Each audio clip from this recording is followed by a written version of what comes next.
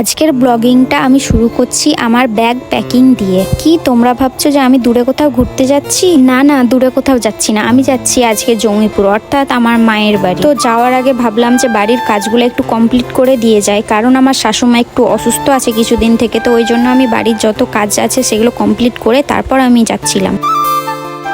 ইনায়া তো সবার আগেই রেডি হয়ে গিয়েছে, কারণ সবচেয়ে বেশি তাড়া ওরই আছে। শুধু সকাল থেকে বলছে যে কখন যাবে আপার বাড়ি, কখন যাবে, খুব তাড়াতাড়ি করছে আর কাঁদছে। তো আমিও রেডি হয়ে গেলাম, আর এদিকে ওর পাপা রেডি হচ্ছিল। ইনায়া তো আপার বাড়ি এসে খুব খুশি। এই দেখো আমার ভাই বোনদের সাথে কিভাবে ও খেলছে আর ডান্স করছে। আমরা যখন রাস্তায় ছিলাম তখন তো প্রচুর পরিমাণে রোদ ছিল আর গরম ছিল, কিন্তু এখানে আসার পর কিছুক্ষণের মধ্যে ওয়েদারটা চেঞ্জ হয়ে গেল। চারিদিক কেমন যেন মেঘলা হয়ে গেল আর হালকা হালকা মিষ্টি হাওয়া বইতে লাগলো। তো খুব ভালো লাগছিল চারিদিকে এমন আবহাওয়া দেখে। ইনায়া খুব এনজয় করছিল, সবাই মিলে বাগানে বাইরে দাঁড়িয়েছিল, হাওয়া খাচ্ছিল। তো খুব সুন্দর লাগছিল, তাই ভাবলাম তোমাদেরকেও দেখিয়ে দিই। তো এখন তো আমি জঙ্গিপুরে আছি, তাই তোমরা জঙ্গিপুরের ব্লগই পাবে আমার ভিডিওতে দেখতে। তো আজকের জন্য এটুকুই, দেখা হচ্ছে পরের ভিডিওতে। টাটা।